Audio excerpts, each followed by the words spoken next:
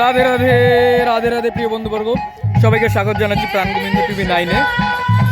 আমরা বর্তমান এই ভিডিওর মাধ্যমে আমরা নাম কীর্তন শ্রবণ করছি উড়িষ্যা নবরঙ্গপুর জেলা রায়ঘর ব্লক অন্তর্গত দাসপুরের।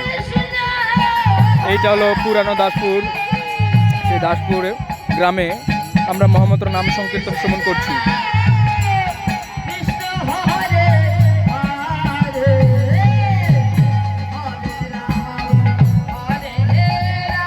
রাধে